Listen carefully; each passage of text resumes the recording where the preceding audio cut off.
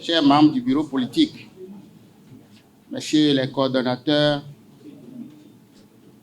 chers responsables des formations politiques partenaires, personnalités ayant rejoint le camp gagnant, chers militants, je vous salue. À l'entame, je voudrais vous dire que ce qui pointe, ce qui démarre aujourd'hui n'est pas une course de vitesse, mais c'est une course de fond.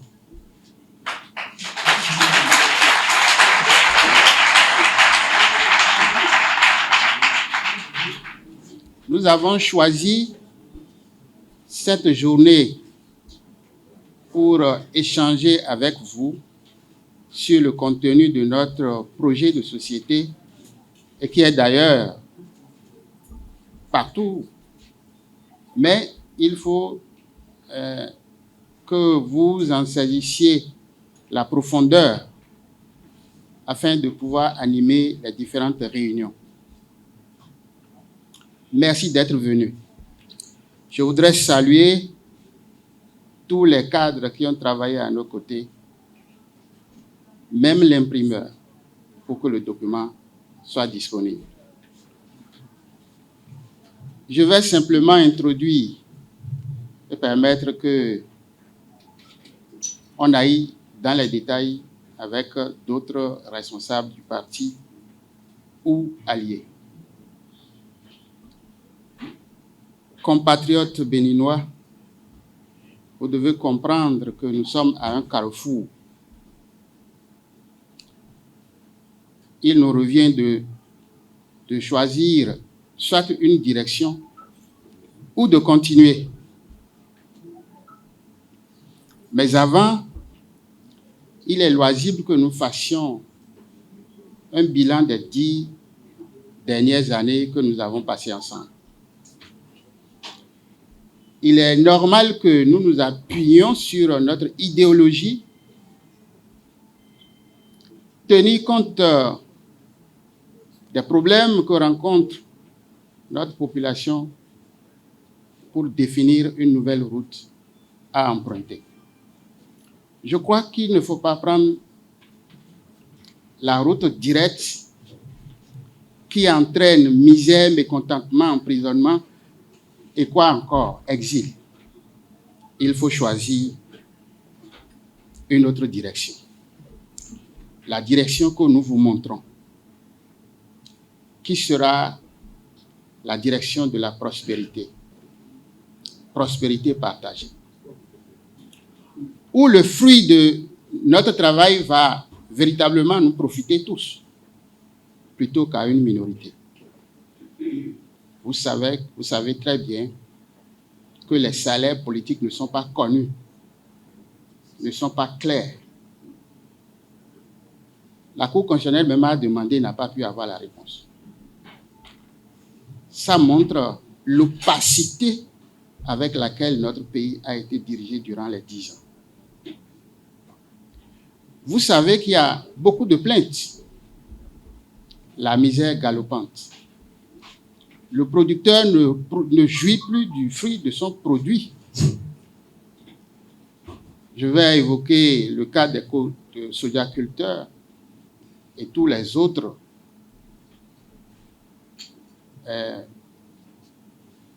travailleurs qui ne se retrouvent pas dans la gouvernance actuelle. Nous sommes venus pour tous ceux-là, pour redonner espoir au peuple béninois. Eh bien, pour nous, le développement doit d'abord être humain. Ça passe forcément par ce qui touche l'homme. Et nous l'avons dit, compte tenu de notre idéologie, entre de beaux jardins et l'eau potable à fournir à la population, notre idéologie nous oblige à d'abord fournir l'eau potable au peuple.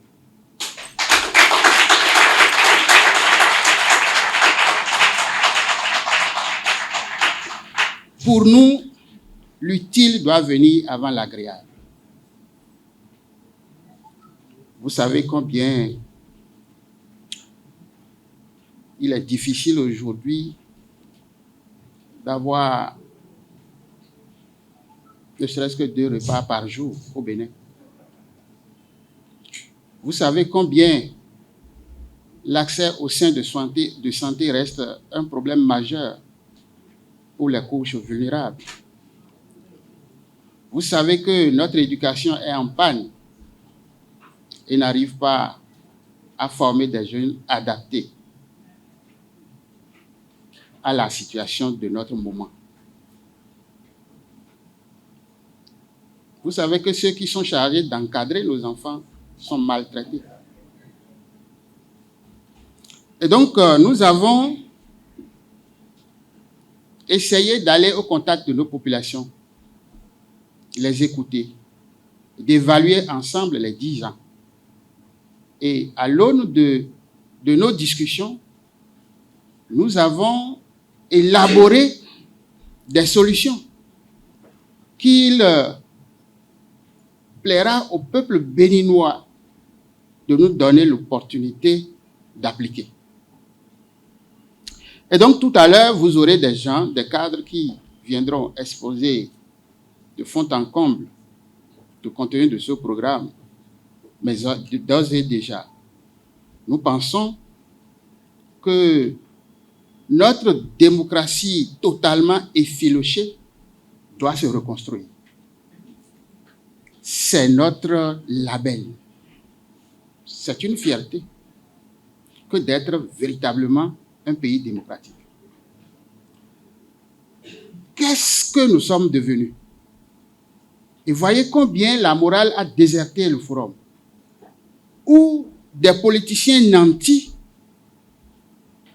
auréolés, prennent donc de leur argent pour aller payer des agents électoraux, des citoyens, pour bourrer les urnes.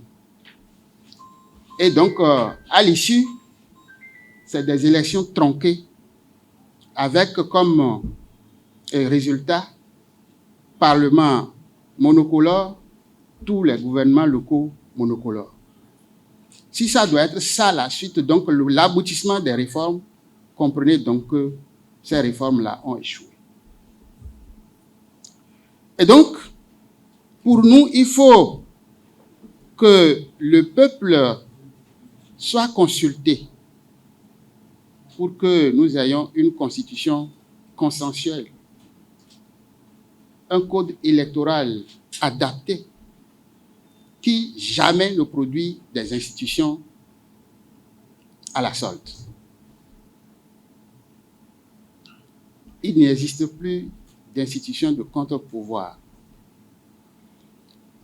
Alors, quand ça se passe comme ça, c'est le peuple qui en pâtit. Et je pense que pour régler tout de suite la situation, c'est qu'il nous soit confié la gestion de l'exécutif pour équilibrer les pouvoirs. Il n'y a pas deux mesures. Donc, restaurer la démocratie, mais moraliser la vie politique en réduisant le nombre de ministres ou de ministères, faire en sorte que les salaires politiques soient revus et que justement l'économie à dégager nous permette de soutenir un système éducatif approprié. C'est de ça qu'il s'agira.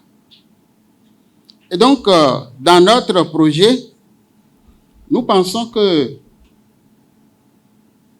le système de santé actuel produit assez de morts. Nos mamans, à l'accouchement, n'ont plus l'assistance qu'il faut et décèdent facilement.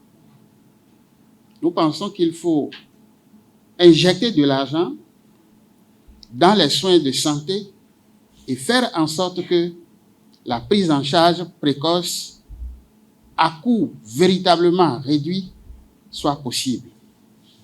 Ça nous impose à rapprocher les centres de santé des populations en quittant le niveau arrondissement pour descendre désormais dans les villages.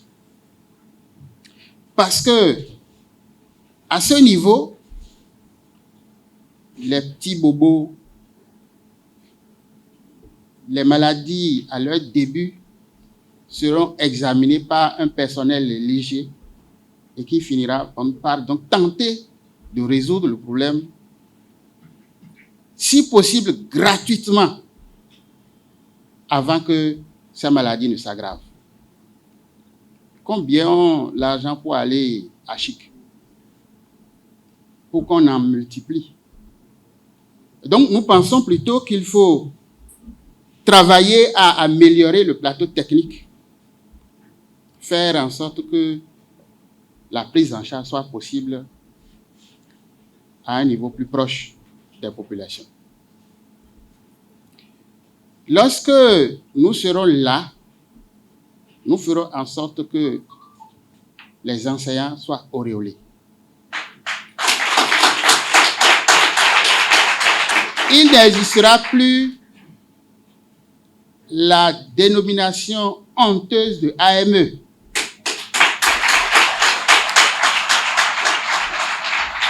Comme les statuts de la fonction publique le permettent, il y aura des contractuels et il y aura des fonctionnaires d'État.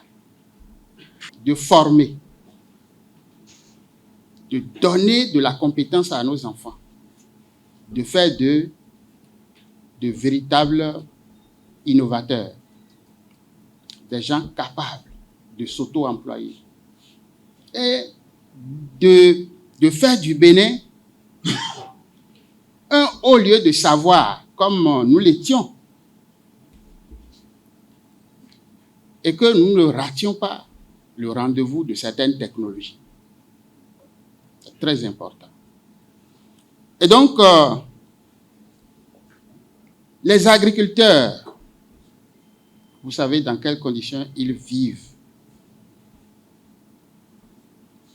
Il faut que l'État joue son rôle d'arbitre. Vous n'allez jamais voir une image du genre où l'État en face du producteur décide du prix de cession de son produit. Mais vous verrez les producteurs en face des opérateurs, quitte à ce que l'État tranche comme arbitre. Ceci dans le cas où il y a vraiment incompréhension et que cela nécessite que l'État intervienne. C'est pour dire de façon ramassée que nous resterons purement dans le social en essayant de maintenir le cap en termes d'équipement et de réalisation des infrastructures. Je voudrais juste m'arrêter là et permettre que nos cadres aillent en profondeur et revenir vous dire que le match n'est pas plié. Monsieur le Président, vous venez de le dire à l'instant à ce pupitre, gouverner, c'est faire des choix. Et vous avez fait des choix clairs, des choix qui parlent au quotidien des Béninois, des choix qui construisent l'avenir de notre pays, des choix qui reposent sur des priorités concrètes et stratégiques pour la vie de nos compatriotes. Parmi ces choix, naturellement, il y a l'éducation. Et vous aviez dit que votre vision, c'est d'assurer l'accès de tous à une éducation et à une formation de qualité, d'égalité et à un apprentissage tout au long de la vie. Vous avez voulu faire du pilier du développement de notre nation l'éducation. Et pour cette raison, vous aviez dit qu'il faut offrir désormais à nos jeunes toutes les opportunités de formation dans tous les domaines de compétences. Et vous allez loin, vous dites que si ces compétences n'existaient pas sur place, il faudra aller les chercher ailleurs. Il est donc indispensable de former les élites et de faire l'effort de concevoir par nous-mêmes désormais nos programmes de formation. C'est une innovation que je vais vous apporter désormais à l'éducation béninoise. Mais vous avez aussi évalué dans un diagnostic précis, lucide, les difficultés, les défis de notre système éducatif. S'agissant des difficultés d'une éducation de qualité au Bénin, on peut citer le problème de rétention dans le système éducatif qui persiste surtout au niveau du cours primaire. En termes d'acquisition des connaissances par les apprenants, les niveaux de connaissances restent insuffisants, comme le confirment les examens nationaux. En ce qui concerne l'égalité du genre dans le système éducatif, il convient de noter que les chances d'accéder à chaque niveau d'études, notamment au primaire, sont quasiment égales pour les filles et pour les garçons, tandis que les écarts sont plus remarqués dans le secondaire et le supérieur. Pour ce qui est de l'efficacité du système éducatif, c'est le lieu de signaler une faible adéquation entre éducation et formation avec les besoins du marché de l'emploi. À tout cela s'ajoute une mauvaise gestion du corps enseignant. Monsieur le Président, votre diagnostic est précis. Vous parlez du mauvais système de recrutement et de la gestion de la carrière des enseignants, de la maternelle, du primaire, du secondaire et du supérieur. Vous parlez de la précarité sociale des AME, vous venez d'en parler à l'instant. Le manque d'infrastructures, le manque d'enseignants qualifiés, le manque de formation des enseignants, l'insuffisance des centres universitaires thématiques, les difficultés d'accès aux allocations et aux services universitaires pour nos étudiants, les nominations arbitraires des douaniers et des vice-douaniers de nos facultés qui violent les franchises universitaires et ramènent nos universités au rang de machin. Au sujet des programmes scolaires, vous avez dénoncé des approches par compétences inadaptées à nos réalités, des curricula en inadéquation avec le marché de l'emploi, les questions d'effectifs dans nos salles de classe au primaire, au collège et dans nos amphithéâtres à l'université, les questions d'éducation pour nos minorités, notamment les personnes handicapées ou les personnes vivant avec un handicap. Des problèmes liés à l'alimentation scolaire, avec une gestion problématique des cantines scolaires. Une insuffisance notoire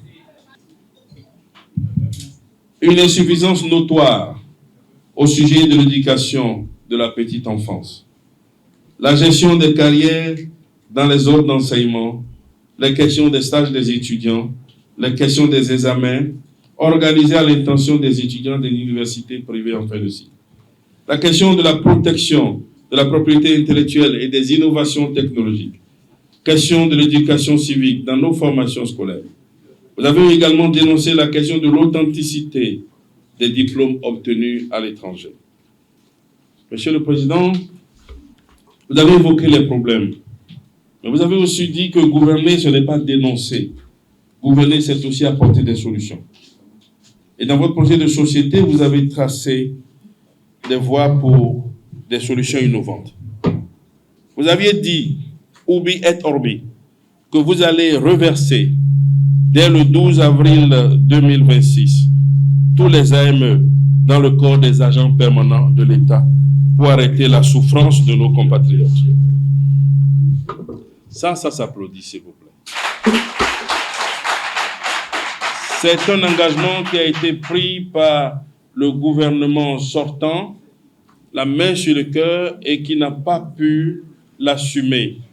Mais le président Paul Hongpouet dit « Je le ferai, ubi et orbi, il n'y aura pas de montant des AME dans le corps des agents, dans le corps des enseignants, il n'y aura pas d'AME, ils seront tous reversés en tant qu'agents permanents de l'État. » Vous avez dit vouloir donner une formation adéquate aux enseignants gage d'un encadrement approprié de nos apprenants. Vous voulez garantir les chances d'accès à l'enseignement maternel et primaire à tous les enfants en âge d'être scolarisés et mieux organiser les cantines scolaires désormais. Vous voudrez veiller à une répartition spatiale équilibrée des infrastructures scolaires et à la réduction des disparités du genre. Vous voudrez que votre gouvernement assure le recrutement d'enseignants qualifiés par les universités.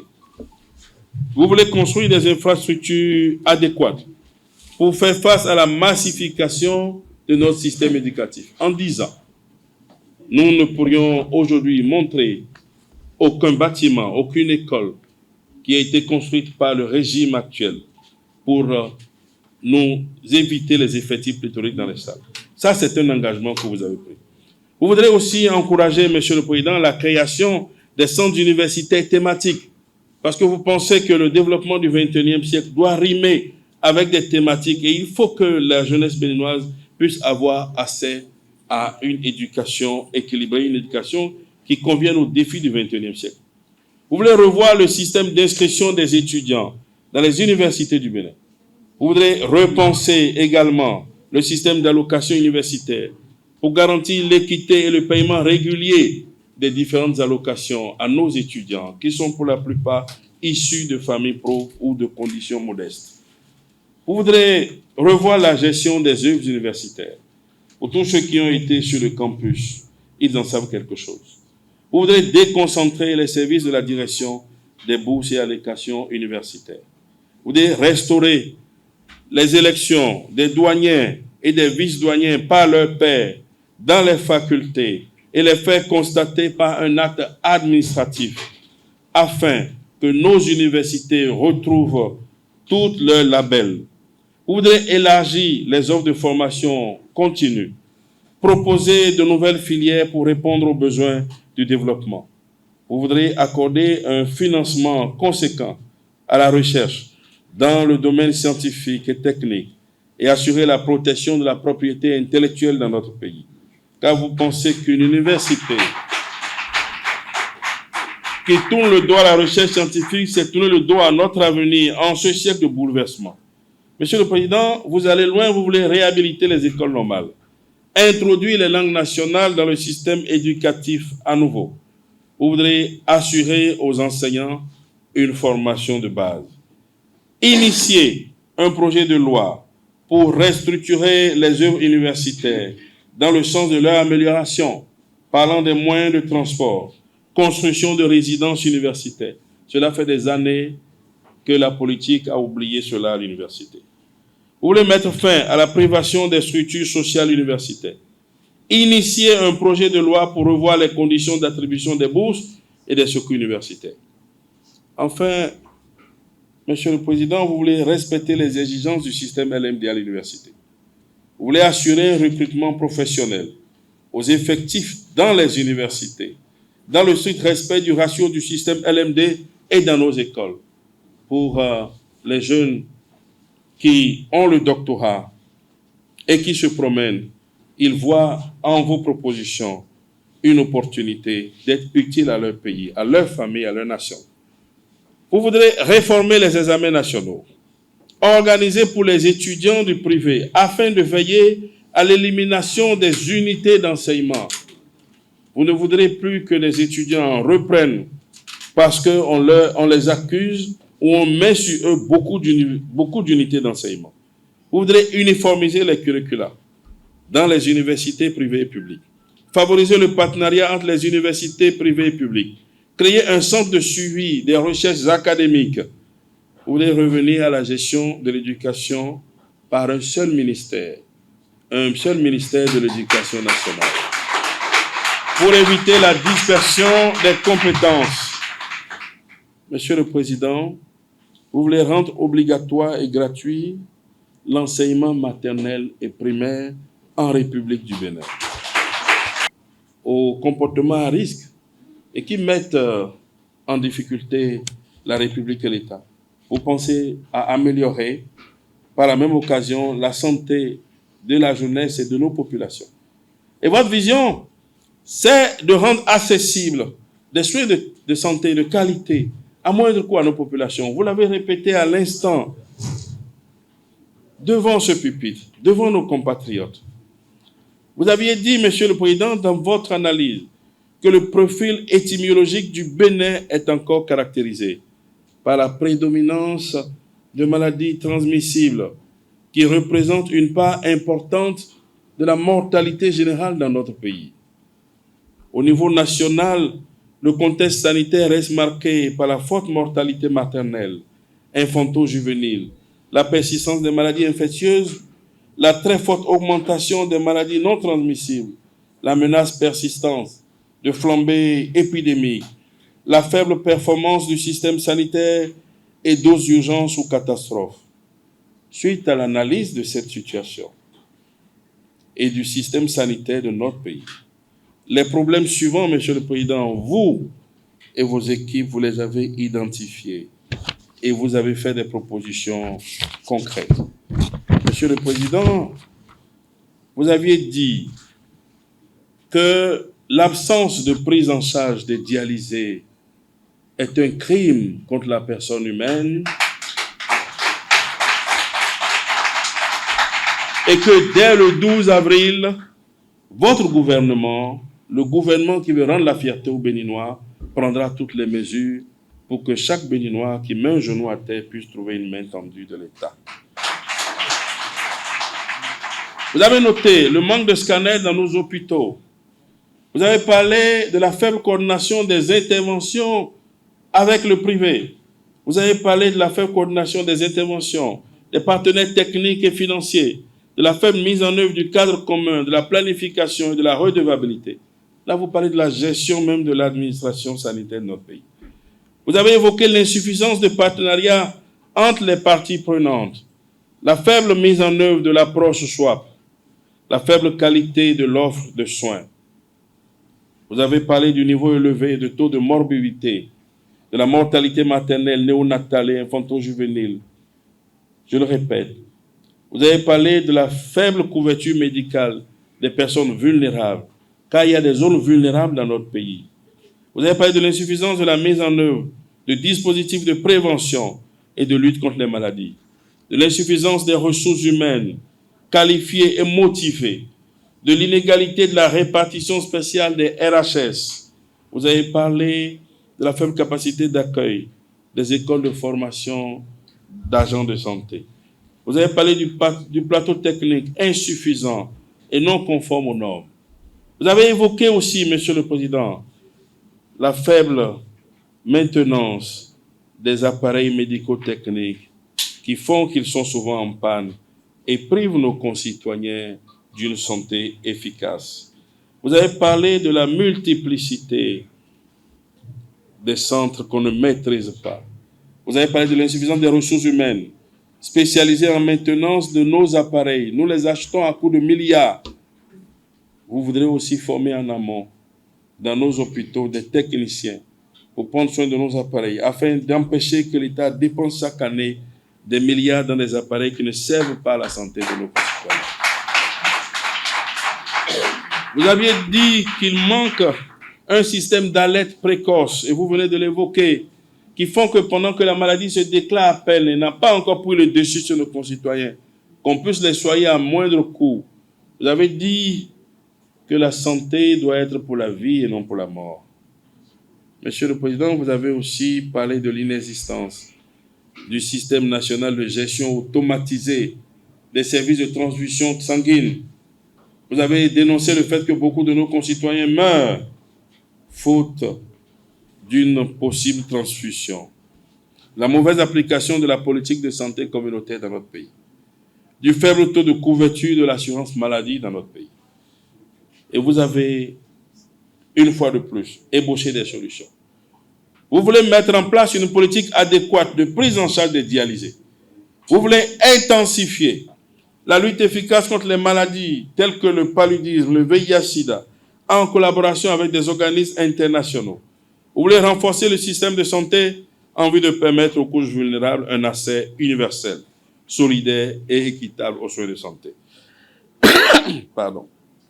Vous voudrez, sous votre impulsion, que votre gouvernement travaille à réduire la mortalité des femmes en couches et infantiles. Ce n'est que justice à nos femmes, à nos filles et à nos mères. Vous voudrez prendre en charge les personnes du troisième âge, parce que vous dites que chez nous, l'âge est une dignité et que l'âge doit être respecté, que les personnes du troisième âge ne doivent pas être livrées à elles-mêmes, tout comme si l'État est pressé de les voir mourir. Vous dites qu'il faut les protéger. Vous voulez responsabiliser et motiver les acteurs de la santé pour leur noble mission avec professionnalisme et dévouement. Vous voulez renforcer la formation des spécialistes et la gestion axée sur les résultats dans nos formations sanitaires. Vous voudrez créer un environnement favorable au partenariat entre les acteurs de formation privés et publics. Vous voulez créer une passerelle entre le privé et le public parce que la santé de nos compatriotes n'a pas d'appartenance. Monsieur le Président, vous voulez augmenter le nombre de relais communautaires, améliorer leurs conditions de travail, afin qu'ils puissent vivre aussi en étant au service de nos concitoyens. Monsieur le Président, à la santé classique, vous voulez associer la santé qui émane du sport, parce que vous dites que le sport, c'est la santé. Il faut encourager la pratique du sport dans notre pays, mais pour le faire, il faut que le sport cesse d'être un variable d'ajustement structurel, mais un repère. Vous dites que votre vision, c'est d'améliorer les performances du Bénin, aussi bien dans la pratique du sport d'élite que dans celle du sport pour tous. Et votre diagnostic est sans appel. Vous dites, depuis plusieurs années, les gouvernements qui se sont succédés à la tête de notre pays se sont efforcés de proposer des stratégies et actions pour faire du Bénin une nation sportive. Malgré ces efforts, le sport béninois reste à la traîne, peine à prendre son envol, et les résultats ne sont pas à la hauteur des investissements. Par ailleurs, les nombreuses infrastructures construites sont en adéquation avec les besoins des sportifs ou sont mal entretenues. Votre diagnostic est clair: insuffisance de compétences réelles dans les différentes disciplines, insuffisance d'infrastructures adéquates, manque d'investissement public dans les disciplines, insuffisance de formation professionnelle, manque de compétition nationale et de centres de formation sportive. Monsieur le Président, et là encore, vos propositions sont d'une lucidité incroyable. Vous voulez mettre en place un système de détection des jeunes talents, depuis le primaire jusqu'à l'université. Monsieur le Président, vous voudrez identifier et investir énormément dans les disciplines où le Bénin dispose de réelles potentialités. Vous pensez qu'il ne faut plus disperser nos moyens et nos énergies, mais qu'il faut se concentrer sur nos potentialités et les faire développer, afin que notre pays aussi puisse vendre quelque chose à notre continent et au monde. Vous voulez former des acteurs sportifs dans des disciplines précises. Vous voulez doter chaque département du Bénin d'infrastructures sportives modernes répondant aux normes internationales. Vous voudrez organiser toutes les compétitions nationales dans les disciplines qui seraient retenues. Et ensuite susciter la création des centres de formation. Je sais que la présence de l'ancien directeur général des sports parmi nous, qui est le Sénat 2, il doit pouvoir se réjouir des dispositions du président. Enfin, Monsieur le Président, vous faites tout ça en ayant une pensée à 70% de notre population, qu'est la jeunesse. Vous dites, les jeunes ne doivent pas rester en amont de tout ce que nous sommes en train de construire. C'est pour eux que vous vous engagez. Vous l'avez si souvent si bien dit. Alors là, votre vision, vous l'avez déclinée. Vous voulez apporter des réponses appropriées aux problèmes d'emploi des jeunes. Ce n'est pas que le sport, la jeunesse. Ce n'est pas que la santé, ce n'est pas que l'éducation. Pour qu'un jeune soit utile à son pays, à sa nation, à sa famille, il faut qu'il soit autonome financièrement. Vous voulez mettre l'accent sur l'autonomisation des jeunes à travers l'emploi et l'auto-emploi. Et votre constat, il est amer, il est grave, mais il est clair et il correspond à la réalité de notre pays. Vous dites aujourd'hui, malgré de nombreux projets sur l'emploi des jeunes, le taux de chômage reste encore croissant. Plus de 70% de jeunes après l'université se retrouvent au chômage ou en sous-emploi. Vous dites, il faut remédier à cela. On ne peut pas se satisfaire de cela. Et vous dites, le taux de chômage élevé des jeunes n'est pas une fatalité en République du Bénin. Nous pouvons apporter des solutions et nous devons apporter des solutions. Vous avez noté que les maisons des jeunes sont en mauvais état partout dans notre pays ou mal entretenues. Vous avez noté un mauvais usage du numérique par notre jeunesse aujourd'hui. Parce que vous avez dit que gouverner, c'est être responsable. Et que la responsabilité de chef d'État vous oblige à mettre le numérique à la disposition des jeunes, mais à les encadrer afin que le numérique serve au développement de notre nation et à l'épanouissement de notre jeunesse. Vous avez noté une inégalité d'accès des jeunes à l'emploi. Vous avez noté un accès limité aux formations adéquates pour des jeunes qui sont déscolarisés. Monsieur le Président, les chiffres sont alarmants. Des milliers de jeunes ne sont ni à l'école aujourd'hui, ni dans une formation. Ils sont désœuvrés, ils sont dans la rue. Vous aviez dit que c'est une véritable bombe à retardement pour notre pays et que vous voudrez empêcher que cette bombe ne s'explose à la face de la République. Vous avez noté une insuffisance de financement pour aider les jeunes à l'auto-emploi. On a souvent parlé d'emploi, mais les financements ne sont pas adéquats et les financements sont insuffisants. Vous voulez investir énormément de ressources pour permettre à la jeunesse béninoise de s'en sortir. Vous avez parlé du déficit de formation des jeunes sur les opportunités d'emploi de notre pays. Vous avez dit mettre en place des mesures pour que les jeunes soient informés en temps réel, en temps et en heure, des opportunités qui sont créées partout, sur l'étendue du territoire, à travers les coopérations que vous allez mettre en place à partir du 12 avril 2026. Monsieur le Président, vous voudrez créer des conditions d'auto-emploi pour les jeunes. Vous voulez redynamiser les structures de promotion de l'emploi des jeunes par la mise en place d'un fonds spécial. Vous voulez réorganiser le service du volontariat pour rappeler à notre jeunesse qu'elle a une dette aussi envers la République, comme la République aussi a une dette envers elle. Vous dites, Monsieur le Président, la jeunesse, l'avenir du Bénin est à la mesure de ce que la jeunesse béninoise fera de son pays. Mais vous dites aujourd'hui, ce que la jeunesse fait de son pays, c'est ce qui est fait pour la jeunesse. Et vous voulez faire beaucoup pour la jeunesse. Vous voulez renforcer et centraliser les formations en entrepreneuriat et en leadership. Vous voulez créer un institut national de la jeunesse. Vous voudrez créer une plateforme d'enseignement à distance pour la jeunesse. Monsieur le Président, vous prévoyez dans nos prisons, pour nos frères qui sont en déliquescence avec la loi, des périodes de formation pour les jeunes en détention, pour une réorientation et une réinsertion dès leur sortie. Monsieur le Président, vous l'avez presque dit, vous dites qu'il faut construire plus d'écoles que de prisons. Vous allez construire beaucoup d'écoles, mais vous allez aussi rénover les prisons qui sont là pour les rendre dignes, afin qu'on n'entasse plus nos jeunes comme des poules qu'on est prêt à abattre. Monsieur le Président, avec votre permission, je vais présenter le dernier pan de la tâche que vous m'avez confiée, qui parle de ce que vous connaissez bien, de la culture, de l'artisanat et du tourisme. Vous aviez été un brillant émérite ministre de la Culture. Vous en avez fait énormément pour la culture béninoise et ça vous est resté chevillé au corps. Vous dites que votre objectif, c'est de faire du Bénin, d'ici 2033, un pays à culture plus attractive et rayonnante, favorable à l'émergence d'une identité au service du développement. Une culture qui profite à tout un peuple et non à quelques individus ou à un clan. Vous dites que la culture béninoise, qui devait être un appui pour le développement touristique et artisanal, a encore du mal à prendre son envol. Parce que vous voulez créer la passerelle entre la culture et le développement touristique et artisanal. Le diagnostic est clair. Mauvaise gestion des financements destinés à la formation, à la création, à la production et à la promotion culturelle.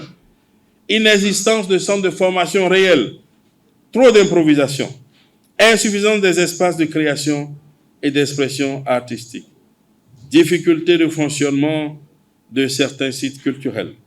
Absence de titres fonciers pour certains sites muséaux. Difficulté d'accès au crédit. Fort taux d'analphabétisme. Mévente des produits artisanaux. Insuffisance d'appui à la formation des artisans. Sites touristiques peu exploités par nos concitoyens. Insuffisance de la mise en œuvre de documents de politique touristique. Absence de censure des œuvres culturelles. Gestion peu orthodoxe des différents fonds pour accompagner la culture. Absence de consensus autour de la loi sur la chefferie traditionnelle.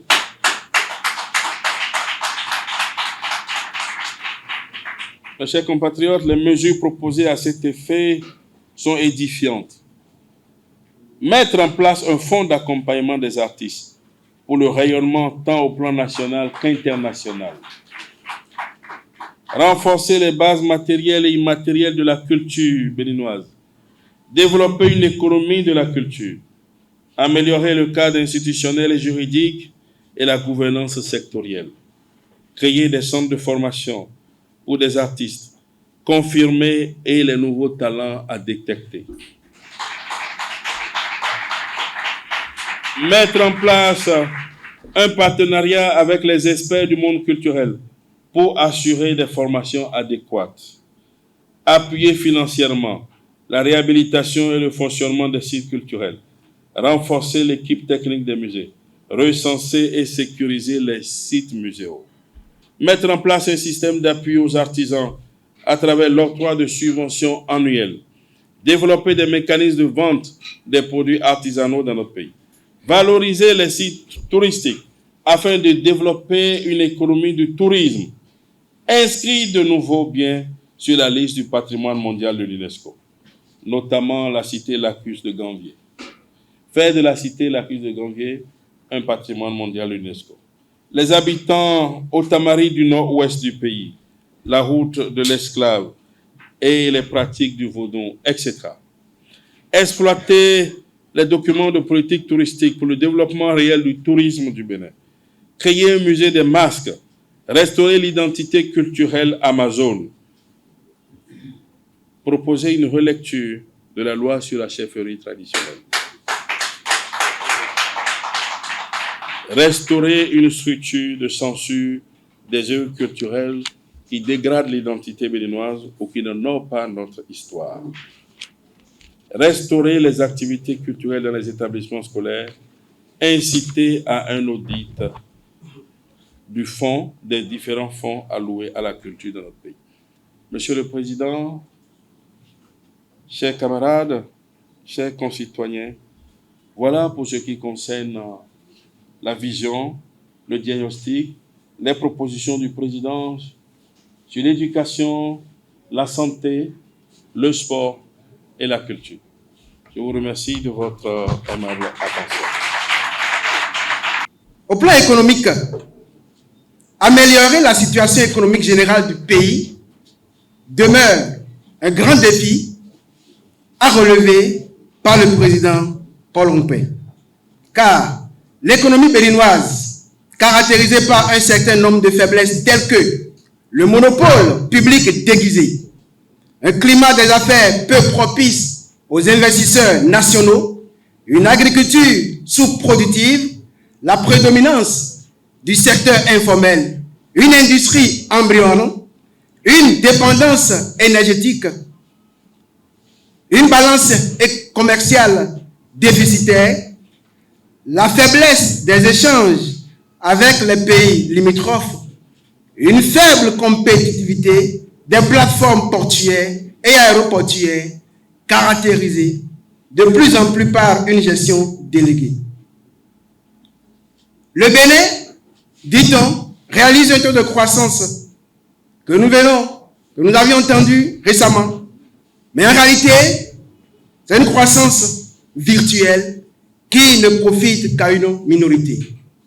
À travers ce projet de société très alléchant, le président Rompé, après avoir posé les diagnostics, nous fait révéler qu'en réalité, nous avons un mauvais climat des affaires, une manque de diversification des exportations, difficulté d'accès au crédit, destruction des activités des petits commerçants dans tout le pays, attribution de gros marchés publics aux entreprises étrangères au détriment des entreprises nationales, taux de pression fiscale élevé, existence de situations de monopole privé dans plusieurs secteurs vitaux de l'économie nationale, défaut de croissance inclusive, peu de digitalisation dans le secteur privé.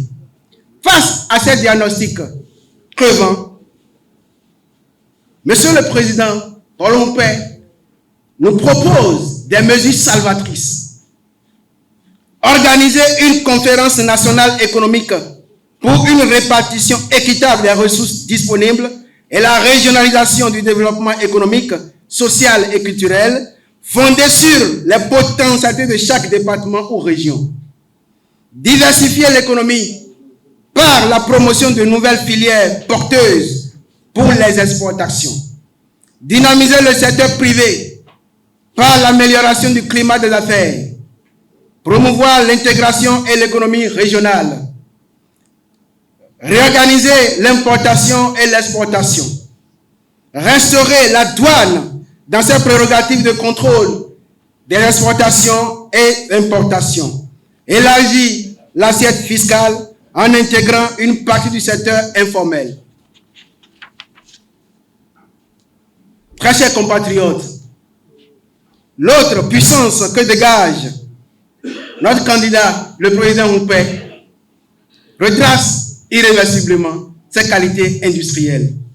Contribuer à la dynamisation du secteur privé et à la promotion de l'entreprise. Le grand défi qu'il affiche au tableau synoptique. Car, au niveau de l'industrie, les innovations et infrastructures économiques sont très peu développées au Bénin. Elles ne contribuent pas encore à améliorer significativement la compétitivité de l'économie, l'offre des services essentiels aux populations.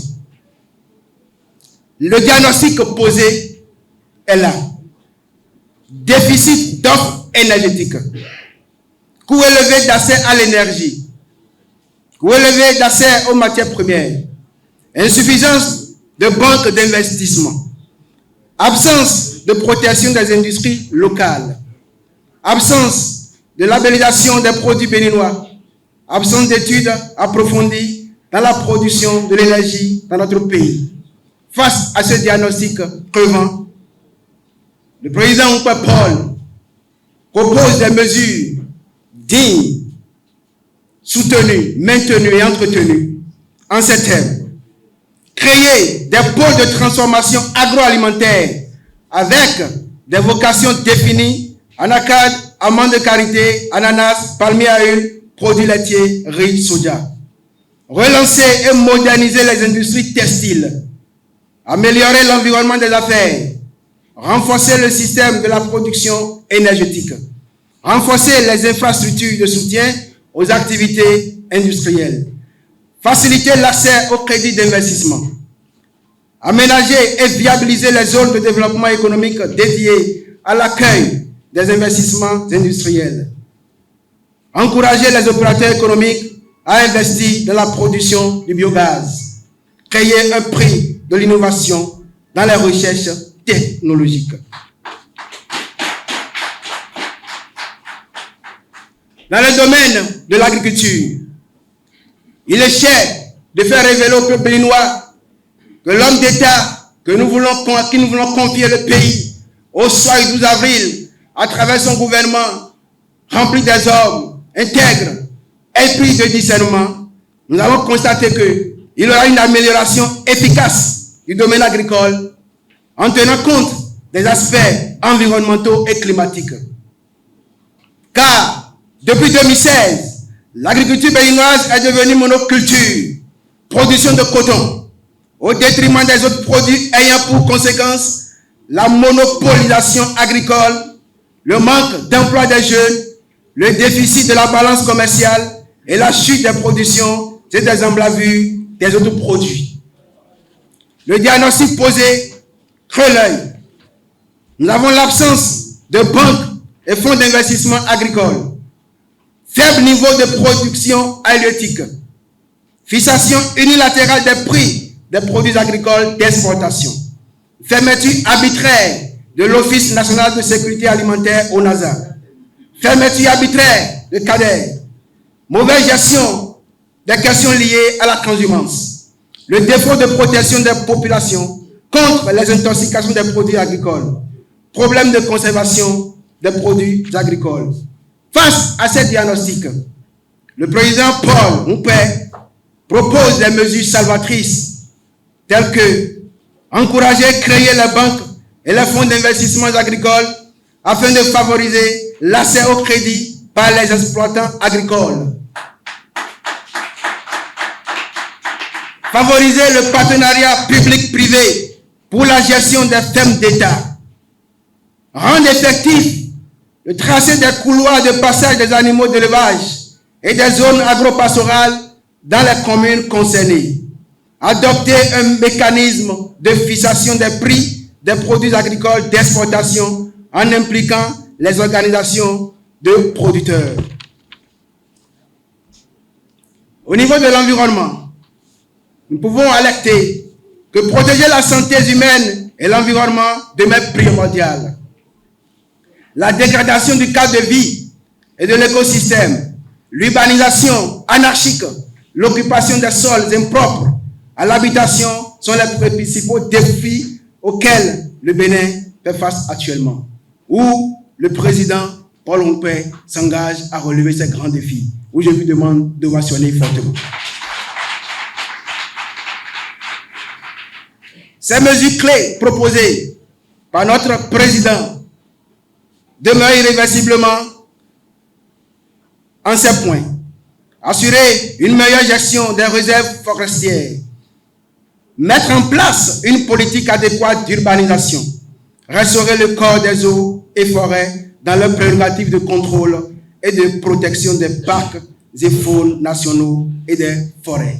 Mesdames et messieurs, Excellences, Monsieur le Président, Monsieur le Vice-président, Mesdames et Messieurs les membres du Bureau politique et exécutif national, voilà en ces quelques lignes les grandes contenances de cette thématique que vous venez de suivre religieusement et attentivement. Et nous avons la ferme conviction qu'au soir du 12 avril, nous aurons la victoire et la victoire de notre côté.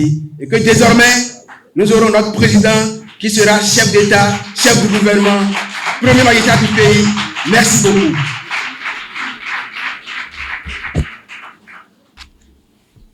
Excellences, Monsieur le Président, Monsieur le Vice-président, honorables membres du Bureau national, chers militants et militantes, je vous salue avec respect et considération. Ma communication s'articulera autour de la diplomatie, de la coopération, de la justice, de la sécurité et défense et de la politique. Diplomatie et coopération. Redorer le blason de la diplomatie béninoise par de nouvelles orientations. En matière de coopération bilatérale et multilatérale, la stratégie actuelle du gouvernement n'est pas sans reproche. Le Bénin perd de plus en plus ses partenaires traditionnels lorsqu'il s'agit de financement du développement à la base. De même, le respect des accords régionaux et internationaux pour lesquels le pays était cité en exemple est pour du moins qu'on puisse dire mise en mal. Le pays évolue dans une bulle au détriment d'une ouverture aux partenaires capables de catalyser son développement. Diagnostic. Réduction de la carte diplomatique par la fermeture de plusieurs ambassades et consulats. Absence d'une politique de promotion de candidature des Béninois aux postes sous-régionaux, régionaux et internationaux. Crise diplomatique entre le Bénin et certains pays voisins. Le duo Rumpé et Rouanou propose les mesures clés ci-après. Redynamiser la diplomatie béninoise.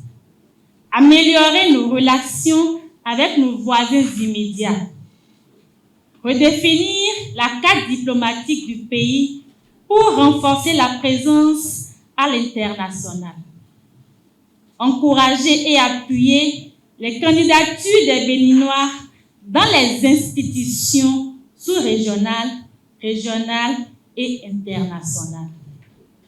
Justice à présent. Améliorer l'accès à une justice équitable pour tous. L'impression générale qui se dégage aujourd'hui du système judiciaire béninois est celle d'une justice aux ordres servant la cause du pouvoir en place et dirigée contre ceux qui ont un avis contraire au régime au lieu de servir le citoyen béninois et de lui rendre la justice en toute impartialité. Diagnostic.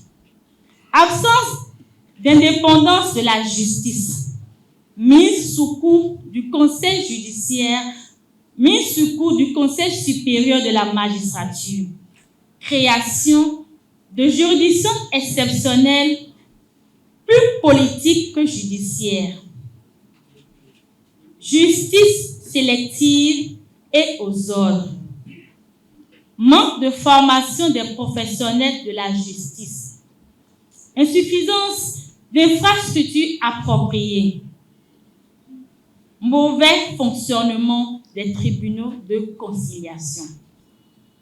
Les mesures clés proposées.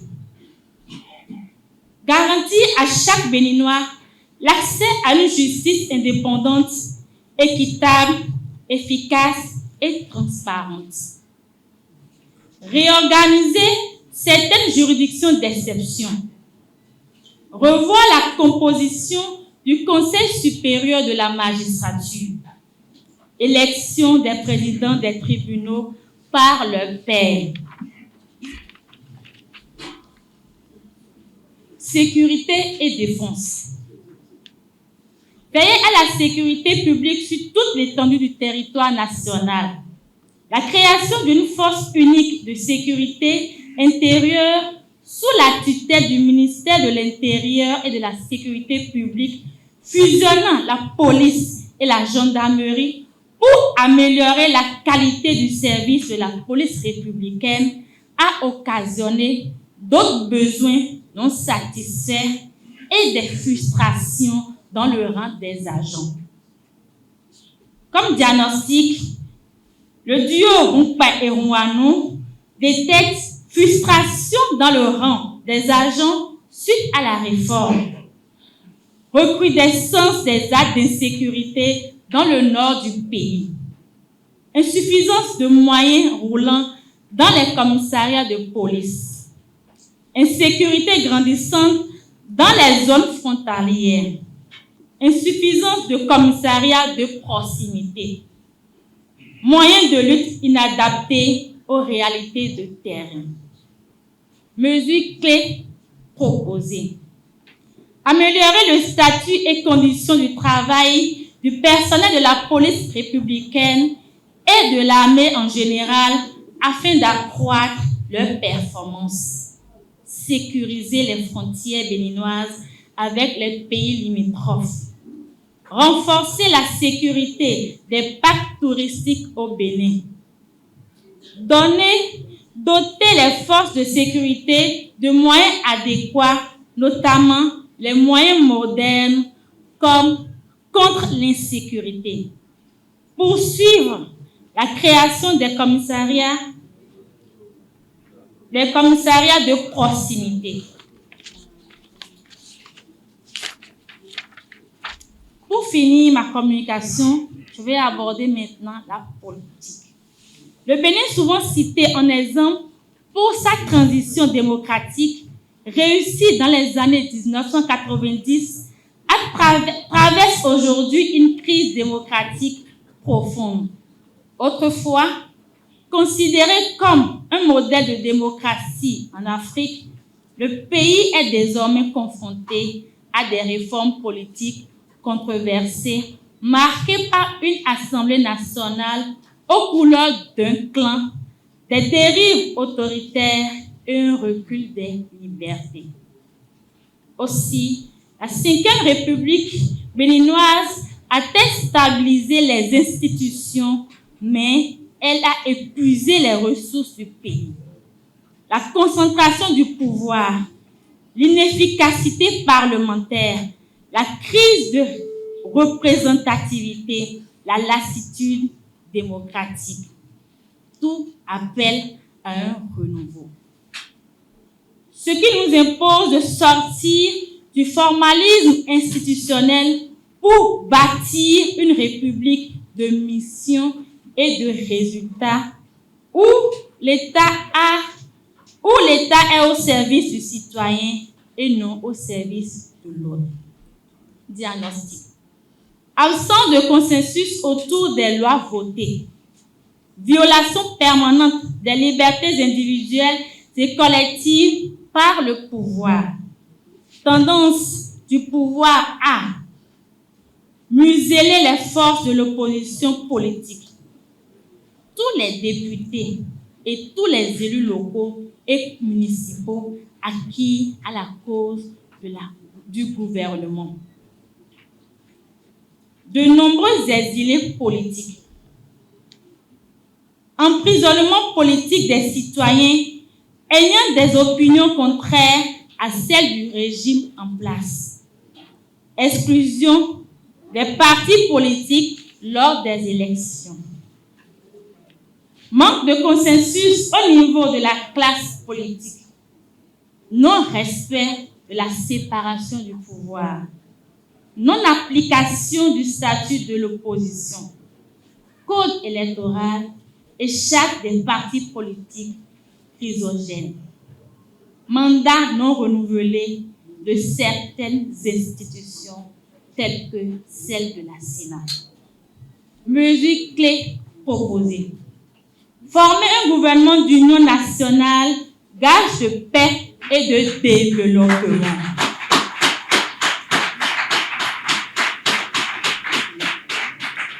Libérer les détenus politiques et favoriser le retour des exilés politiques.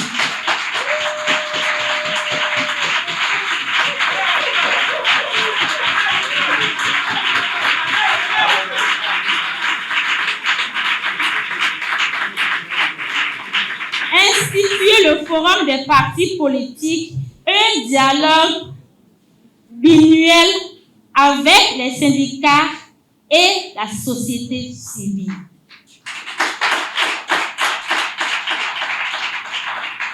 Instituer le forum des partis politiques et un dialogue biannuel avec les syndicats et la société civile.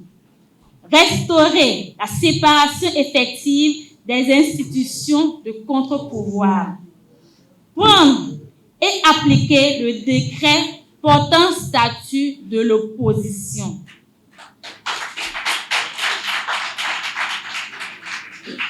Relire le code électoral et la charte des partis politiques. Et enfin, renouveler les mandats des membres de certaines institutions de la République. Chères autorités, Monsieur le vice-président, Monsieur le président, je suis au terme de mon allocution. Je vous remercie pour votre écoute active. Et mise en œuvre à partir de 2002, a consacré la libre administration des collectivités territoriales grâce à plusieurs réformes mises en place pour renforcer la gouvernance locale. Si ces réformes ont donné des résultats, plusieurs difficultés persistent et limitent l'impact des réformes sur le développement local.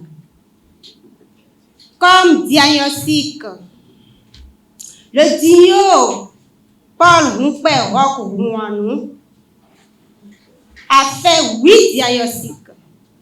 Au premier point, nous avons l'insuffisance d'implication des citoyens dans le processus de la décentralisation.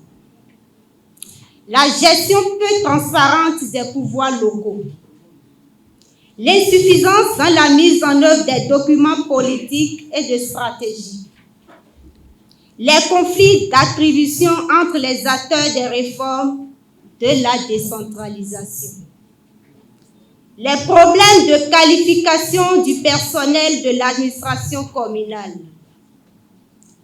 la lenteur dans la mise en place des fonds d'investissement communaux et enfin, la lourdeur des procédures de passation des marchés publics. Le duo Paul Rumpe-Roch-Mouanou a proposé des solutions adéquates. Comme solution, impliquer les citoyens dans le processus de la décentralisation. Assurer une bonne gestion des ressources au niveau des communes.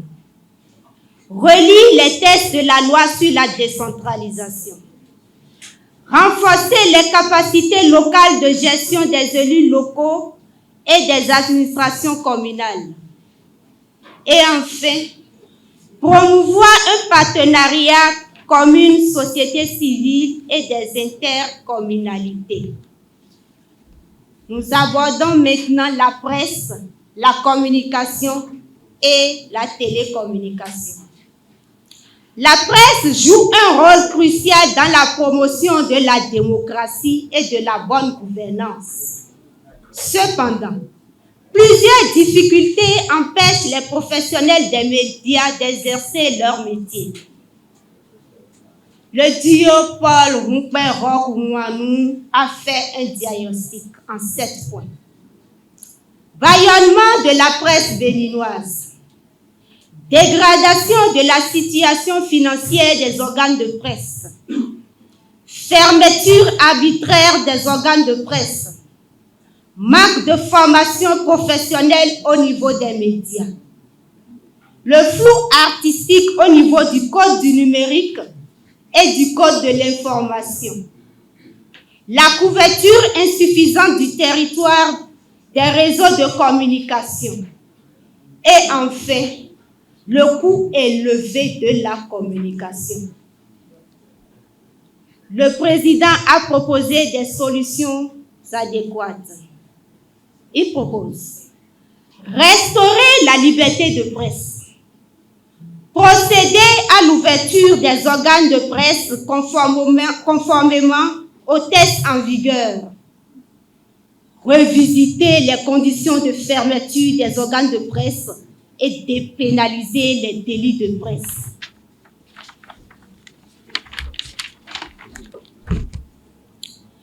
Le duo Paul Rumpe-Roch-Mouanou veut aussi améliorer l'offre de formation au niveau des organes de presse, relire le code numérique et le code de l'information, étendre la couverture des GSM sur toute l'étendue du territoire national et enfin, rendre effectif l'accès à l'Internet à haut débit et à coût réduit. Ça s'applaudit, n'est-ce pas?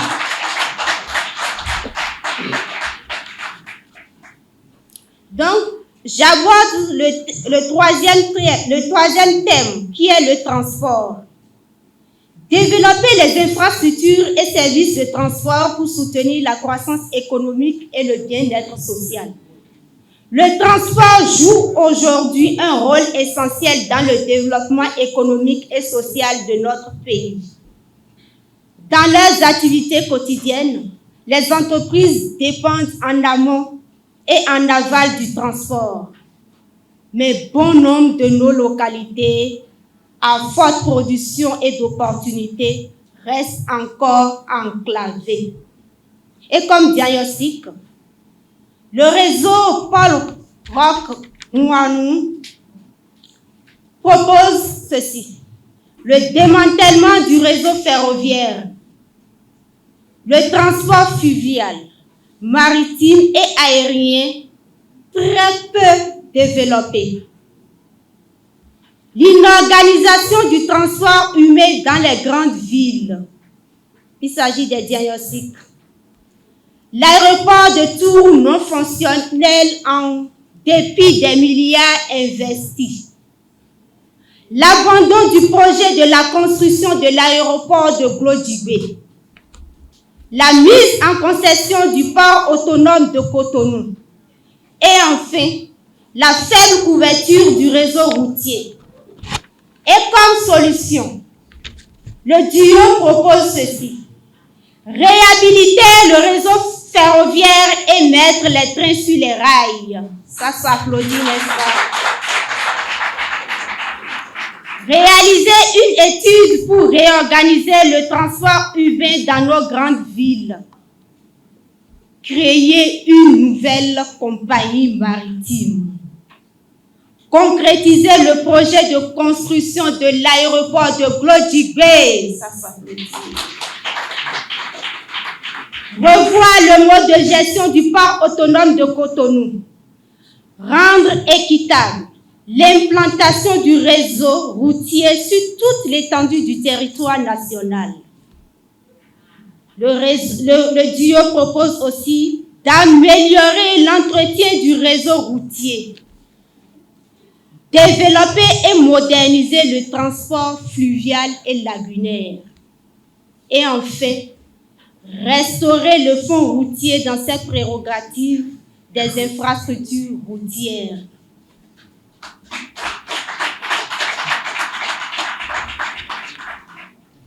Enfin, j'aborde l'administration publique. Qu'est-ce que nous propose le duo? Moderniser l'administration afin d'obtenir des services de qualité aux populations. Dans le cadre de la dynamisation et de la modernisation de l'administration publique, plusieurs réformes ont été opérées pour améliorer l'efficacité des structures administratives, la modernisation de la gestion des ressources humaines de l'État, la promotion de la culture de bonne gouvernance et des valeurs citoyennes, le renforcement de l'application du cadre législatif et réglementaire de la gouvernance administrative. Malheureusement, ces réformes ont créé plus d'ennuis à l'administration béninoise, faisant de l'État une structure perçue comme lointaine, bureaucratique et parfois impuissante. Il faut le refonder, non par défiance, mais par efficacité. Car un État fort n'est pas un État lourd, mais un État stratège qui sait où il va et comment mobiliser les ressources. Comme diagnostic que nous avons, la loi sur l'embauche votée pour précariser l'emploi et l'exploitation des travailleurs, l'inefficacité des services de l'administration, le manque de motivation, l'insuffisance du recrutement des agents de l'État, le manque de formation, la corruption persistante et enfin, la mauvaise gestion des carrières. Comme mesure clé, le duo propose de relire la loi sur l'embauche au profit des travailleurs.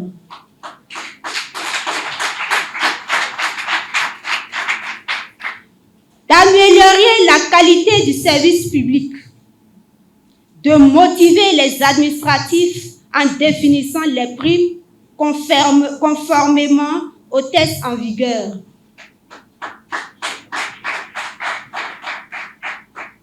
Recruter dans tous les corps en sous-effectif conformément aux tests en vigueur en mettant l'accent sur la qualité. Consolider la formation continue. Le duo propose aussi de lutter contre la corruption sous toutes ses formes, d'instaurer une charte nationale du service public, de définir un contrat de performance au niveau de chaque ministère, de créer un système d'évaluation des services publics, de faire aussi la relecture du statut général des agents de l'État et enfin, de créer des statuts particuliers pour des ordres d'enseignement. Donc voilà la présentation des 4 thèmes: la décentralisation, la presse, la communication, les transports. Merci. Les cadres qui ont fait ce brillant exposé. Avant de conclure, je voudrais saluer nos amis les Couders et leur dire qu'à notre arrivée, la situation de leur convention sera réglée.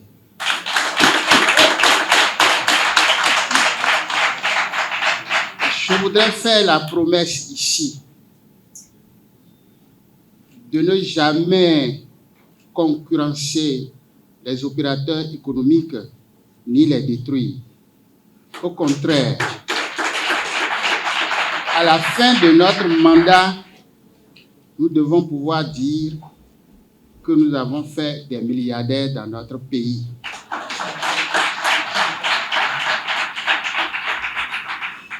Nous tirerons exemple de ce que notre aîné Obasanjo a fait au Nigeria et qui a favorisé la montée d'hommes puissants en affaires. Cela veut dire que vous verrez d'autres images. Si le chef de l'État doit voyager, il voyagera chaque fois avec des hommes d'affaires du Bénin.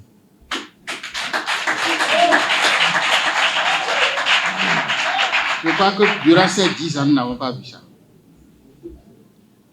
C'est des choses qu'il faut introduire dans notre manière de faire. Et donc, faire des hommes puissants devant les autres nations, capables donc de drainer des financements vers notre pays. Chers camarades, vous qui avez suivi, je vous demande d'aller annoncer la bonne nouvelle et de dire à tous les Béninois que l'espoir est permis.